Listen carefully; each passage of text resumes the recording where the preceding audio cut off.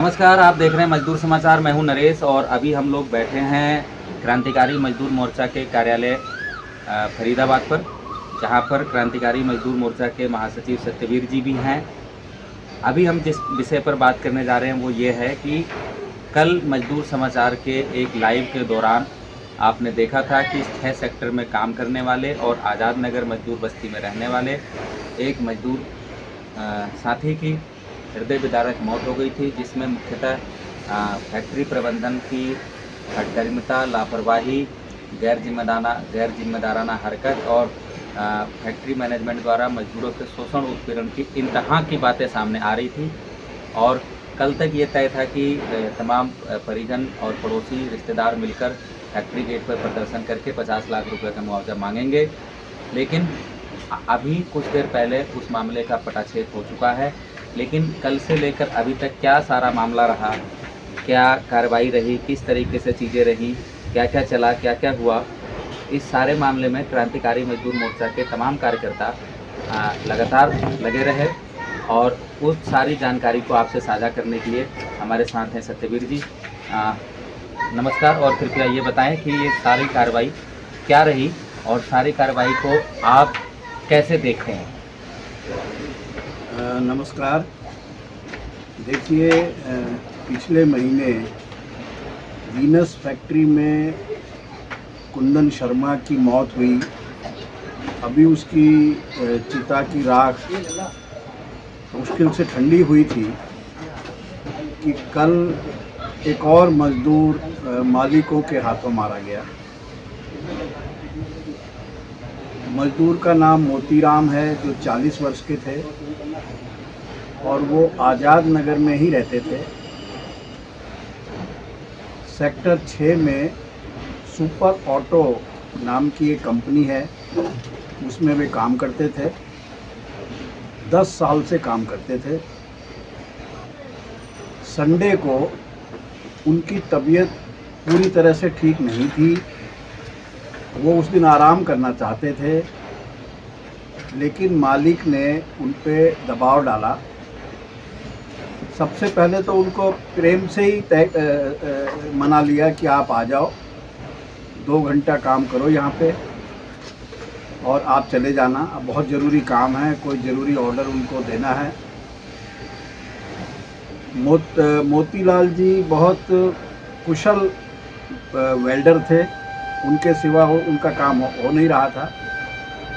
उनको बुलाया गया और शाम को 7 बजे तक उनको अस्वस्थ हालत में, मतलब पूरी तरह से फिट नहीं थे, मन नहीं था, उनको काम कराया गया। जब भी वो बोलते थे कि मैं नहीं कर सकता, मैं जा रहा हूँ, तो उनको बोलते थे कि फिर इस्तीफ़ा लिख के दे दो। हमारे पास बहुत आते हैं हर रोज़ ऐसे काम मांगने वाले।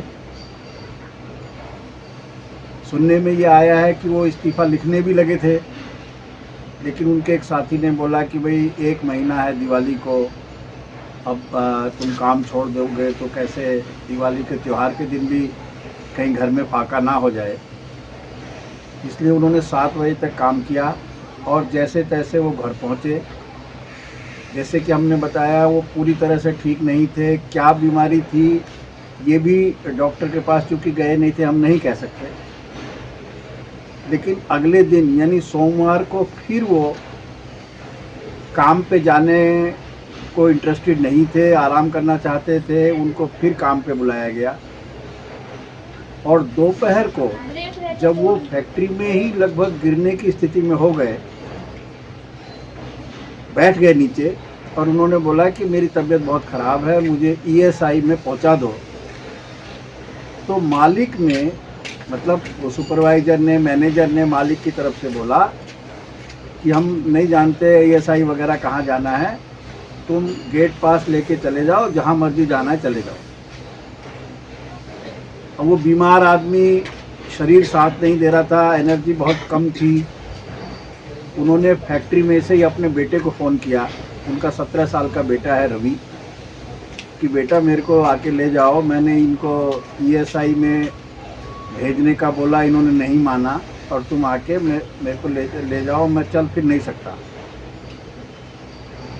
उनका बेटा रवि मोटरसाइकिल लेके आया और तब वो गेट से बाहर निकले ही थे कि उनको बिठा के लाया।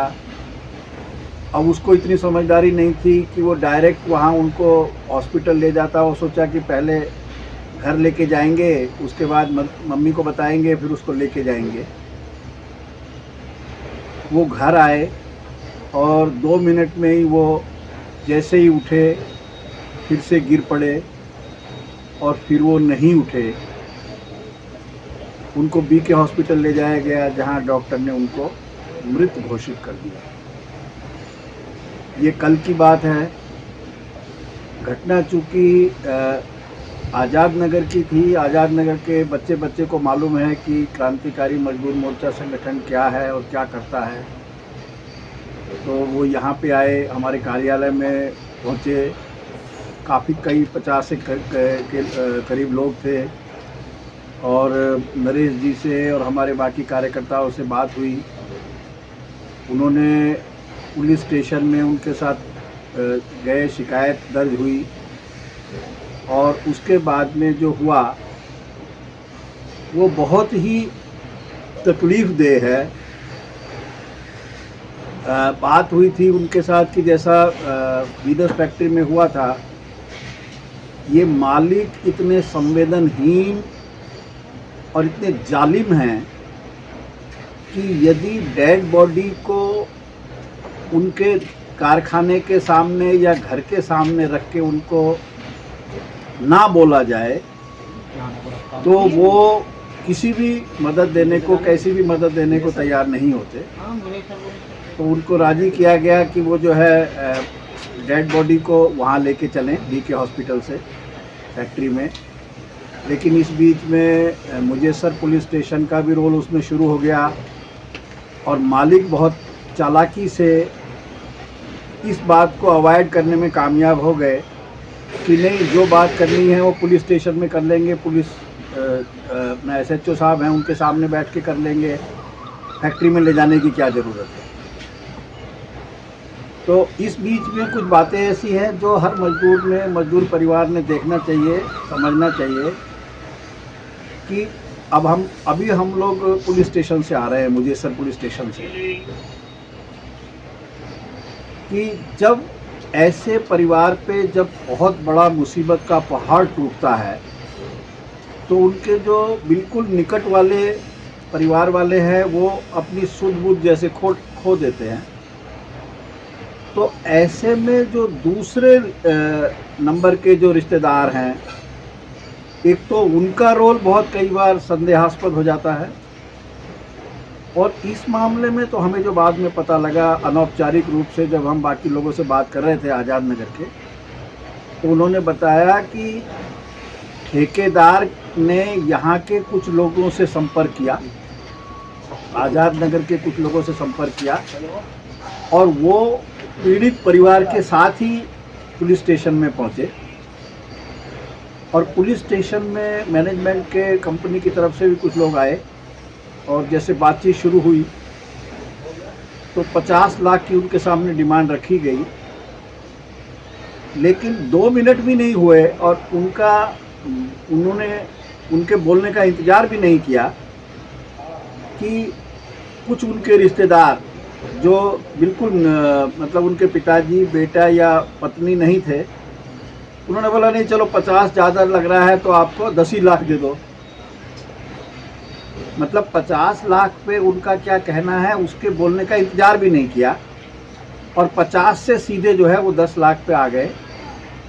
तो इससे उनको, एक तो पुलिस को और उनके लोगों को भी लगा कि यार ये कोई गंभीर नहीं है, मतलब ये कोई संघर्ष करने में इनको कोई मालूमात नहीं है। तो जो SHO साहब के चैम्बर में जो बात हो रही थी उसमें हम लोग भी थे, क्रांतिकारी मजदूर मोर्चा के भी लोग थे। तो और एक दुखद पहलू देखिए किस तरह से होता है कि इस कंपनी में कोई यूनियन नहीं है। फरीदाबाद में ज़्यादातर फैक्ट्रियों में यूनियन नहीं है, लेकिन यूनियन नहीं होने से भी ज़्यादा खतरनाक हुआ कि वो एक मजदूर को साथ में लेके आए, 2 मजदूरों को, और उनको बोला कि देखिए साहब ये तो यूनियन वाले हैं, हमारे यहाँ तो यूनियन है और आप इनसे पूछ लीजिए। तो वो जो यूनियन के रूप में वहाँ मौजूद थे उन्होंने बोला नहीं, हमारा मालिक तो बहुत ही बेहतरीन आदमी है, वो तो हमारी बड़ी ख्याल करता है, वो तो पता नहीं उनको क्या बीमारी थी, उसमें मालिक क्या करेगा। तो सबसे पहले रिश्तेदारों में जो बहुत सारी भीड़ इकट्ठा हो जाती है वो, और मालिक की तरफ से यानी जो ठेकेदार के माध्यम से कुछ लोगों का ज़रूर ऐसा बर्ताव रहा जो कि ये चाहते थे कि मालिक को ज़्यादा कुछ देना ना पड़े और उसका पीछा छूट जाए। और बड़े दुख की बात है कि वैसा ही हुआ।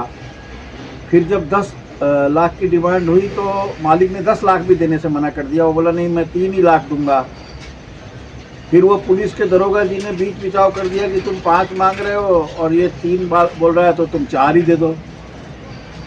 मतलब इस तरीके से बड़ा ही गैर गंभीर तरीके से एक बहुत गंभीर मुद्दे को कमज़ोर कर दिया गया। और कुल मिला के बाद में ये हुआ कि भाई 5 लाख रुपए जो है वो मालिक देगा, जिसमें कि उसके अंतिम संस्कार का भी खर्च शामिल है। और बाकी वो बोलते रहे कि हम ESI देंगे, PF देंगे, जबकि वो तो उसी का है। तो ये है मेरा इसमें मजदूरों को यही कहना है कि ऐसी विपत्ति आने पर भी अगर आप संगठित नहीं हैं तो जो दबाव में सामाजिक एक लोक लिहाज से या दबाव में मालिक कुछ मदद करने को तैयार हो जाता है, आप वो भी नहीं ले पाएंगे। आपने देखा कि वीनस फैक्ट्री में जो हुआ उनमें घर वालों ने एक समझदारी ज़रूर दिखाई, क्योंकि जैसी भी थी एक संगठित यूनियन थी कि वो चुपचाप रहे जब तक वो बातचीत हुई। इसी का नतीजा था कि 25 लाख की ठीक ठाक सी रकम उस विधवा महिला को, उनके बच्चों को मिली, जिससे वो कम से कम कुछ दिन अपना गुजारा कर सकें। यहाँ वो महिला हैं जो बेहोश जैसी हो रही थी, उनकी पत्नी 17 साल के रवि ने हालांकि बहुत साहस से पुलिस वालों को बोला कि मेरे पिताजी कोई बीमार नहीं थे, उनको कोई शिकायत कभी नहीं हुई और वो उस दिन देखने से ही लग रहे थे कि बहुत बीमार हैं। उनको गलत तरीके से इतवार को बुलाया गया, उनको गलत तरीके से मतलब बहुत ही निर्दयी तरह से अस्पताल में ले जाने से मना किया गया और मेरे पिताजी की इसमें मौत हुई। लेकिन कुल मिला के सारा ये निष्कर्ष निकला कि जो थोड़ा बहुत पैसा उनसे मिल सकता था और उनकी मदद हो सकती थी वो भी नहीं हो पाई। तो 5 लाख की रकम मिलना मतलब ना मिलने जैसा ही है। तो कल के बाद से जो सारे मामले की अपडेट थी उन्होंने अपने सत्यवीर जी से जानी। निश्चित तौर पे ऐसे मामलों से कुछ निष्कर्ष हम मजदूर संगठनों को, मजदूर कार्यकर्ताओं को, मजदूरों के बीच में रहने वाले लोगों को, ट्रेड यूनियन एक्टिविस्टों को निकालने पड़ेंगे कि ऐसे मौक़ों पर मामले को किस तरीके से हैंडल किया जाए। ऐसे मौक़ों पर परिवार बहुत ही विकट परिस्थिति में रहता है और नज़दीकी रिश्तेदार भी मामले को प्रभावित करते हैं। इन सारी बातों के बीच में मजदूर संगठनों के कार्यकर्ताओं को बहुत ही धैर्य के साथ और बहुत ही बेहतर तरीके से सारे मामले को देखते हुए मामले को हैंडल करना होता है। लेकिन सबकी जड़ में बात एक ही है कि जब तक मजदूर वर्ग ये नहीं समझेगा कि संगठन के अलावा ऐसी कोई ताकत नहीं है जो ऐसे मौक़ों पर या अन्यत्र मजदूरों के हित में कोई काम कर सके, एक सामूहिक सोच वाला संगठन, सामूहिक तरीके से फैसले लेने वाला संगठन, तुरंत मौके पर यथाशीघ्र फैसला ले सकने वाला संगठन जब तक नहीं होगा तब तक ऐसे मौक़ों पर इसी तरीके की विचारणीय स्थिति बनी रहेगी। आगे इस तरह की और भी जो घटनाएं होंगी वो आपके साथ साझा की जाएंगी। आप देख रहे थे मजदूर समाचार, मैं हूं नरेश। एक और रिक्वेस्ट आपसे कि मजदूर समाचार मजदूरों के द्वारा चलाया जाने वाला फेसबुक पेज और यूट्यूब चैनल है। आप इसे ज़्यादा से ज़्यादा लाइक करें, शेयर करें, फॉलो करें, कमेंट करें, ताकि मेहनतकश आबादी की आवाज़ को अन्यत्र मेहनतकश आबादी तक ज़्यादा से ज़्यादा दूर तक पहुंचाया जा सके। धन्यवाद।